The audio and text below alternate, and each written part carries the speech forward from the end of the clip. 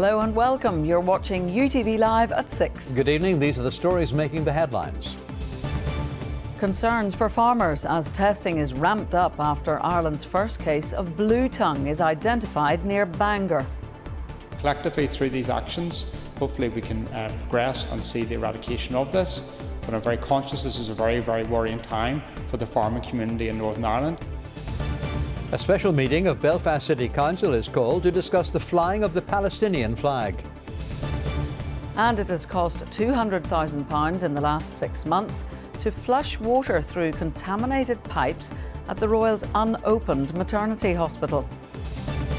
Also tonight, he's a man on a mission. He's run non-stop triathlons, and now Derry's mental health champion crosses Africa's biggest desert for suicide awareness. And today marks the start of meteorological winter, but will it feel like winter as we move through this week? I'll have all of the details later with the forecast.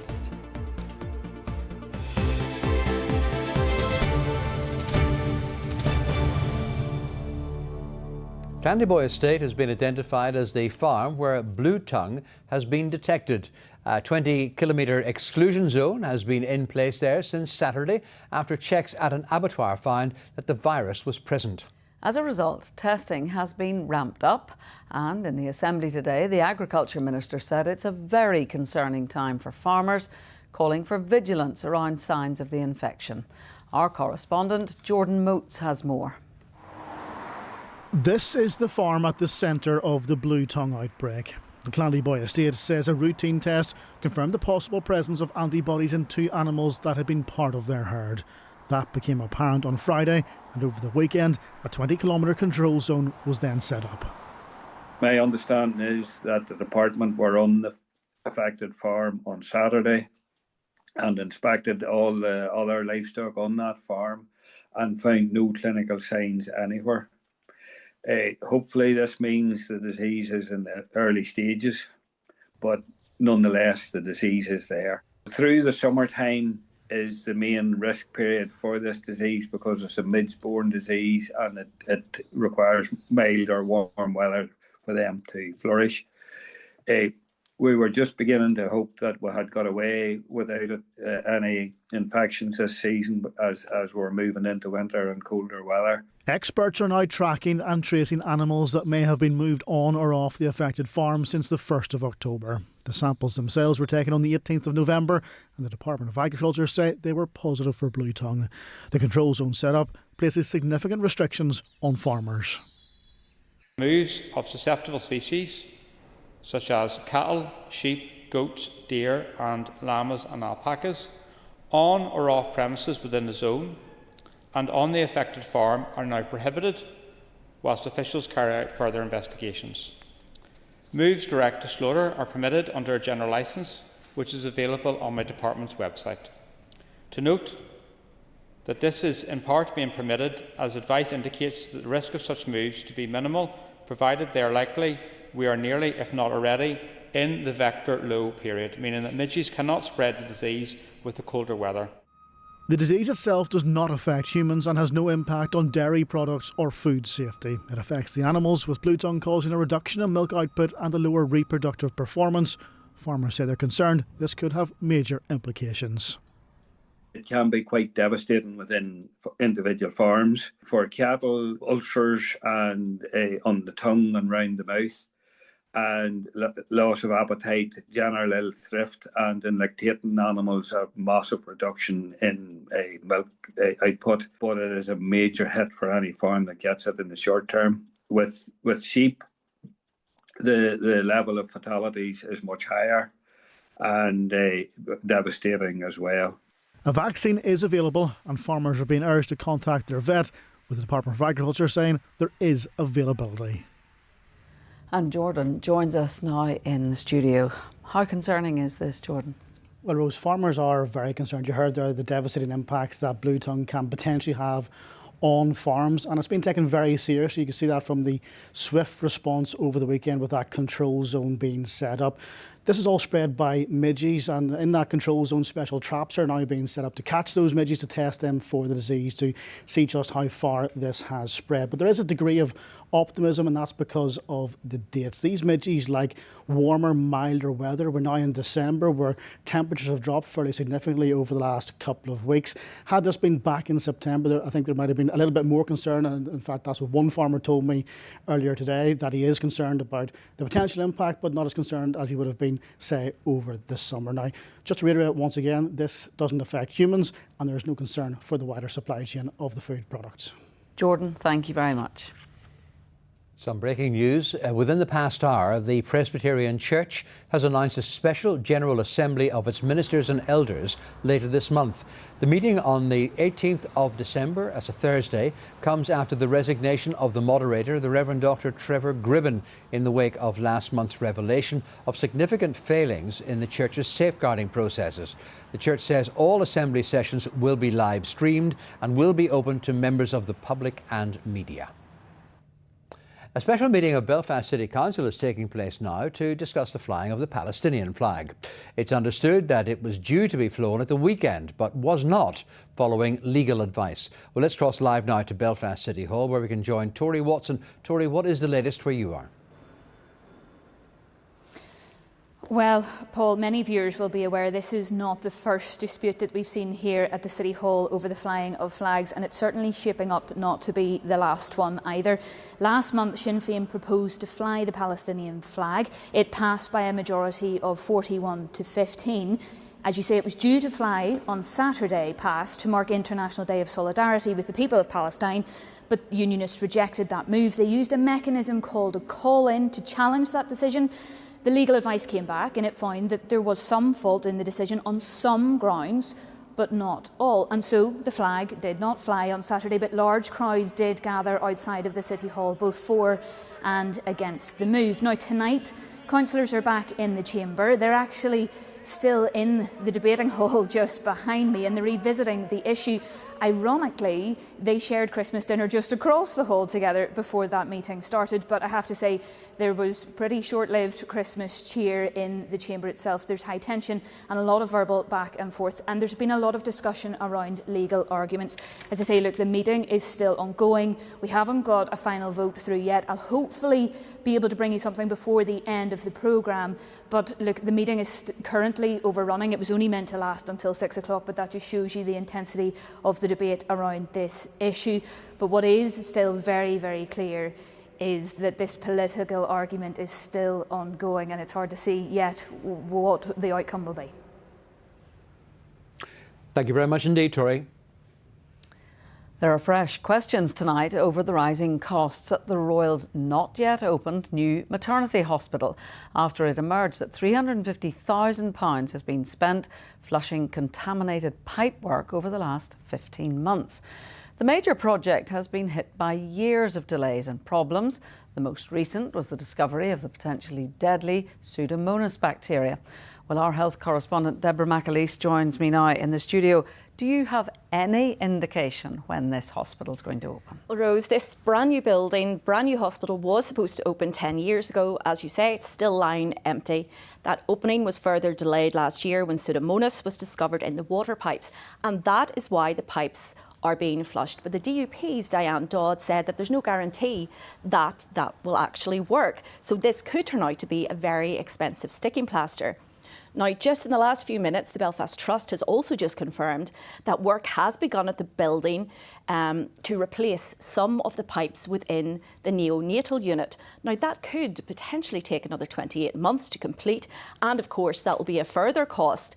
Now, Mrs. Dodd said that this constant uncertainty over the opening of the hospital, on top of other issues with building works, undermines trust in major health estates projects.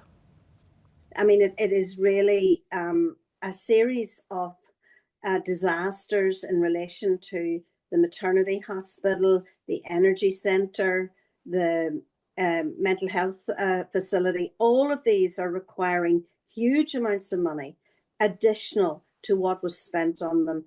And really, I do not think that we can fix health unless we fix these problems. Now, the Belfast Trust in a statement has said that the hospital won't be operational until the new water system is installed, but they are assessing options for the early occupation of other areas of the building, but just when that will be, we still don't know. Deborah, thank you very much. A man who died following a collision in Belfast has been named. 71-year-old John Atkinson from the Stormont area of the city died in hospital a short time after the collision on the Upper Newtownards Road on Saturday night. Meanwhile, 2 men died following a collision involving a coach and a car in County Fermanagh. A bus errand vehicle and a Ford Kuga were involved in the crash on the Derry Lane Road near Enniskillen on Friday evening. A judge has ruled that the trial of one of the 2 men facing charges linked to the sale of the NAMA loan book cannot continue at this time. Madam Justice McBride told the jury at Belfast Crown Court that she was discharging them from reaching verdicts on Ian Coulter, who's 54 and from Templepatrick Road in Ballyclare. The jury was told that his senior barrister was unwell.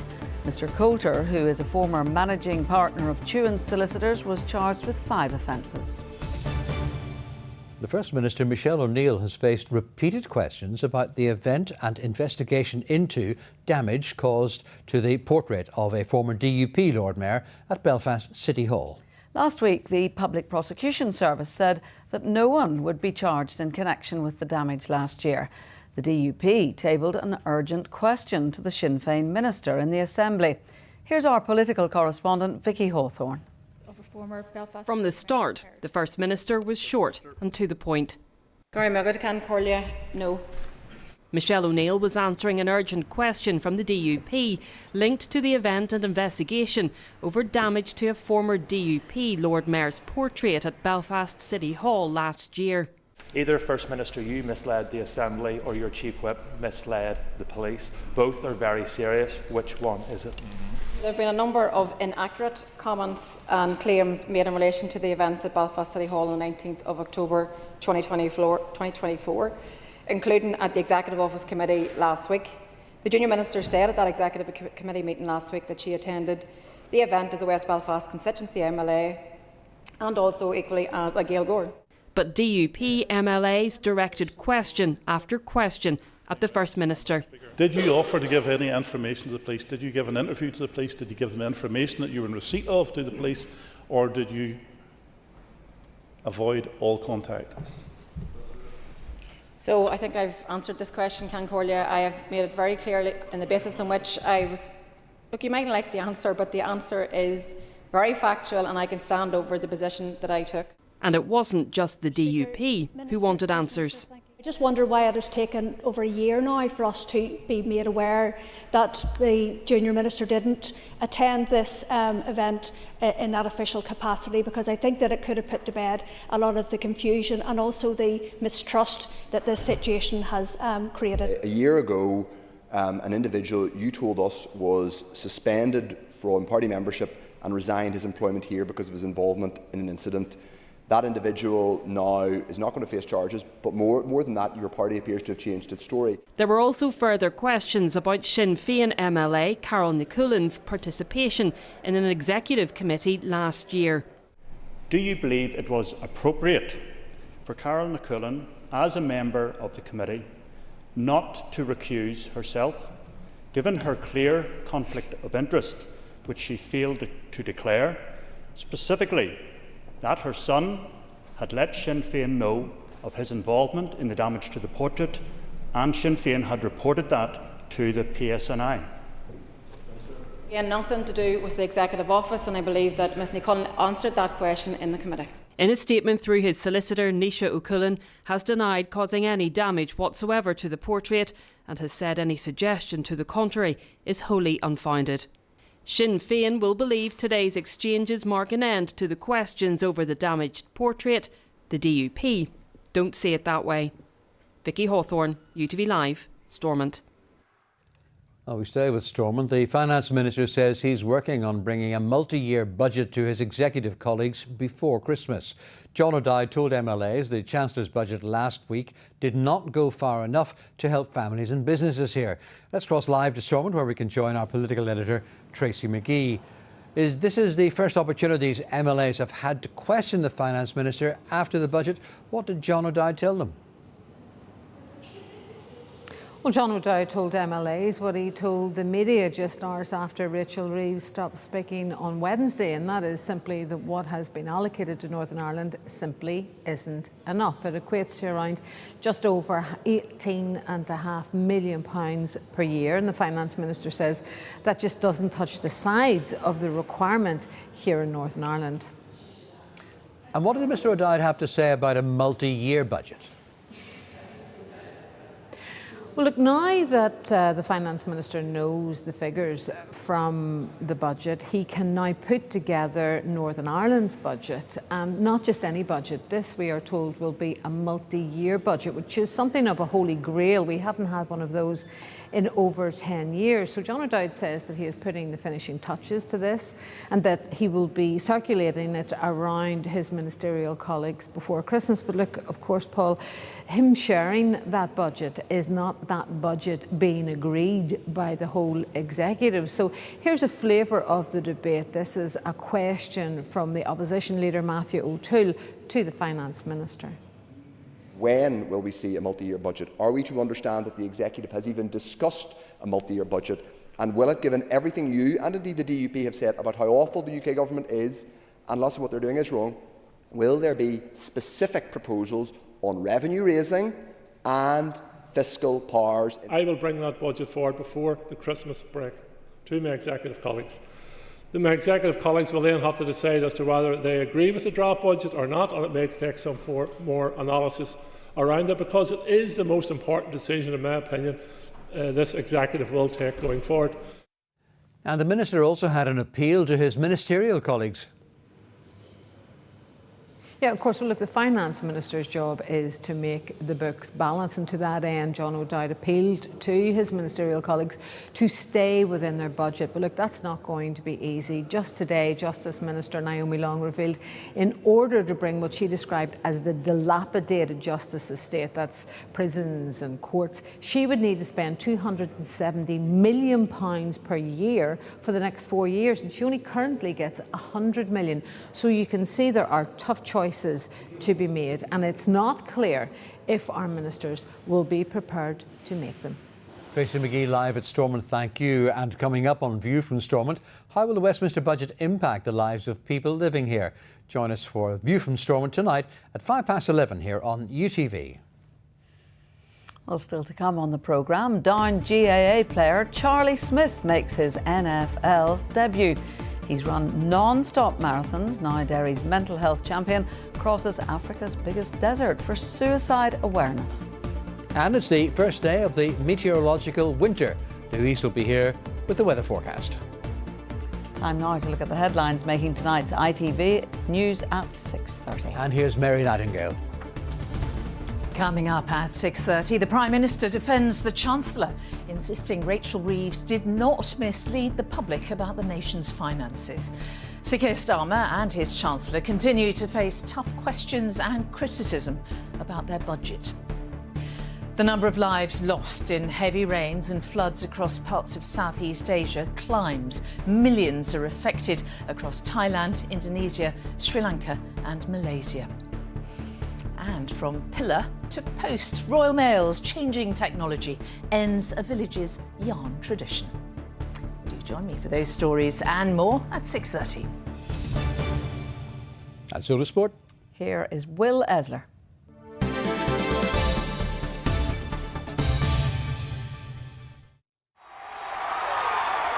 The atmosphere is electric. John Mulholland Motors, sponsors of UTV Sport. Good evening. We start with American football, and former Down GAA player Charlie Smith made his debut for the New Orleans Saints last night, impressing with a field goal from 56 yards in Miami. This is 56 yards away. The kick, and it's good! What a way to mark your NFL debut. Charlie Smith comfortably made a 56-yard field goal in Miami for the New Orleans Saints, making an instant impact after a 2.5-year journey to the NFL. Just really grateful to everybody in this organisation. First of all, to take a look at me whenever I had only been kicking 3 or 4 months and I was really raw, and then for them to keep seeing the potential, and then to say, look, we think it's time.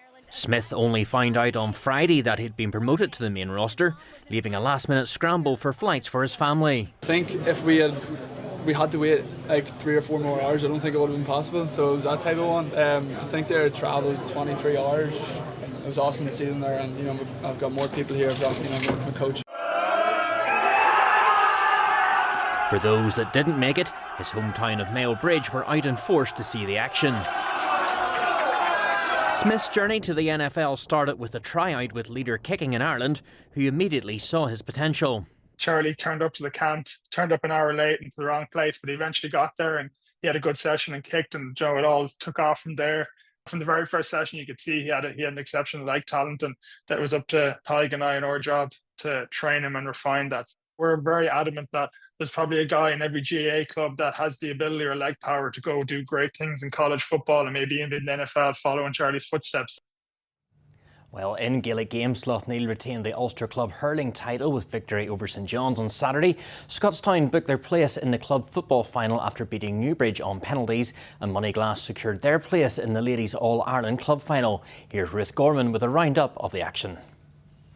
Slough-Neil remain the hurling powerhouse of Ulster as they made it 6 provincial crowns in 9 editions of the competition.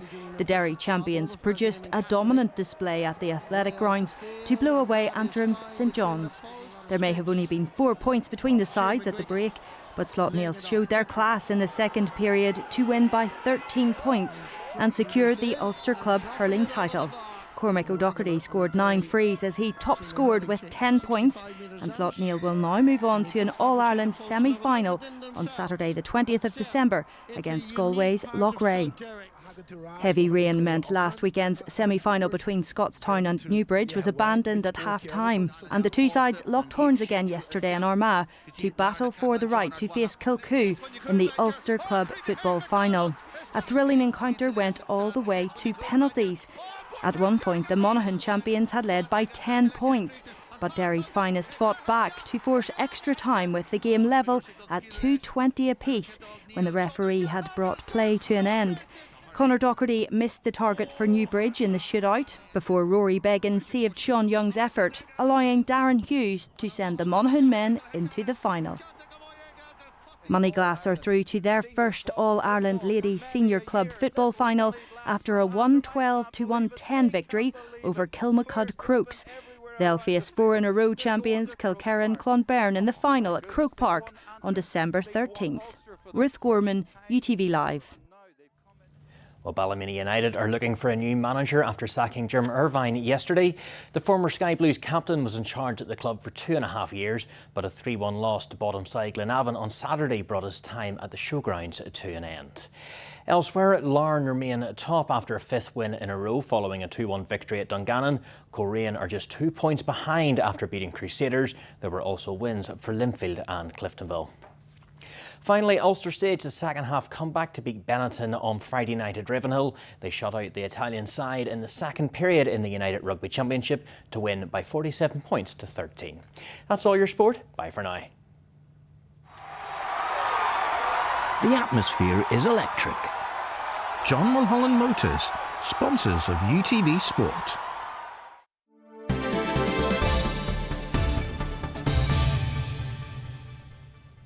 Finally tonight, he has run 10 non-stop triathlons, swum the entire length of the River Foyle, and now Ironman Danny Quigley has crossed the Sahara. The mental health champion from Londonderry took on Africa's biggest desert to promote better suicide awareness. Danny says that his latest challenge has had a profound emotional and physical impact upon him. He's been speaking to our Northwest correspondent, Gareth Wilkinson. A dairyman in the desert, where he pounded the sands and pushed himself to the very limit, running 200 miles in 4 days across the Sahara. Danny Quigley has returned. Back in Derry, big change from the Sahara. It's wet and cold. Time to reflect on his latest adventure. The challenge was tough. Even running through the desert and running through the villages and stuff, you get a real insight on even the poverty that exists over there. Like it was hard to feel sorry for myself and feel tired whenever you're running past no kids with no shoes on and wearing rags for clothes. This was the third in a trilogy of endurance challenges. They began 4 years ago when Danny completed 10 triathlons in just 10 days. Next he took on the foil, swimming the entire length of the river. Now he's conquered one of the most inhospitable environments in the world. All done in memory of his dad Colm, an international athlete who died by suicide, and for local charity the Lighthouse Project, which signposts people to help. Under the Sahara's blazing sun, Danny raised awareness of better mental health every step of the way. The Sahara was brutal, but it was also beautiful. Like looking around me and recognising, how lucky I was to be able to do this. I wasn't suffering. The real people that are suffering is the people who are suffering with their mental health. By continuing the challenges, showing people a physical challenge can be something that you just get through by just keep going. I think that's the whole message and the whole point of it. Danny, I want to show you this. This is an interview I did with you 4 years ago after your first challenge, and this is what you said to me. Would you ever do something like this again? Not a chance. It's my third now. you can't stop, can you? They're What's a wee bit next? different. What's next? Is there another one coming? I don't know, maybe in the future. Like it's all fundraising, it's all for a good cause.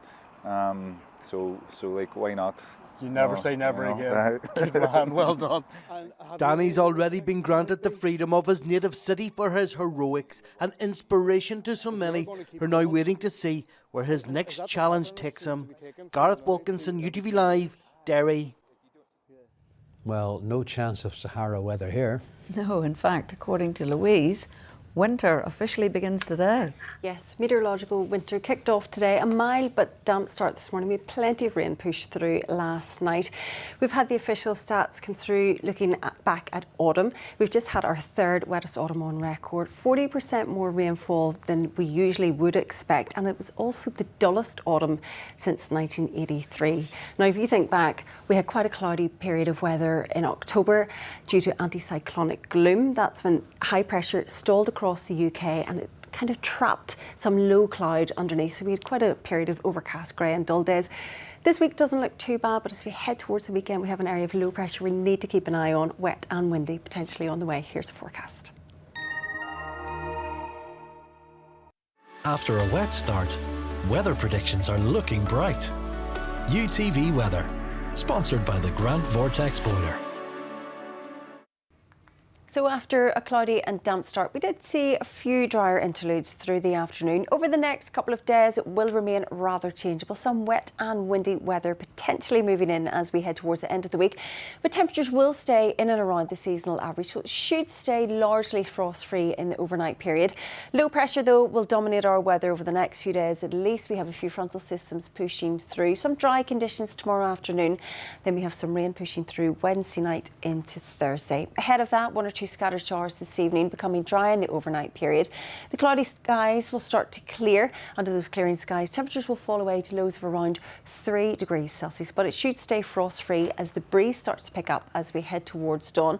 A largely dry day tomorrow, plenty of sunny spells across eastern areas, variable amounts of cloud into the afternoon, but a scattering of showers continuing across the northwest, one or two heavier bursts there, the odd rumble of thunder possible, and temperatures reaching highs of 7 degrees Celsius. Across the rest of Ireland, it's a very similar story, largely dry with some bright sunny spells into the afternoon. Across the southwest, though, a few scattered showers will push in. In any heavier bursts, there's a chance of some hail and thunder in places. The breeze will start to freshen through the latter part of the day, with temperatures reaching highs of 9 degrees Celsius. Looking ahead then for the next few days, one or two scattered showers through Wednesday by day, but by night we'll see some persistent rain pushing through to leave a cloudy and damp start on Thursday. Thursday night into Friday, temperatures will fall away. There could be a touch of frost in places with some unsettled conditions heading our way as we head into the weekend, turning wet and windy. That's very latest. Bye-bye. UTV Weather, sponsored by the Grant Vortex Boiler. That's it this Monday, the 1st of December. Jordan Moats will have the late bulletin at 10 to 11. The ITV News continues with Mary Nightingale. From Rose, from me and the rest of the team, good evening. Good evening.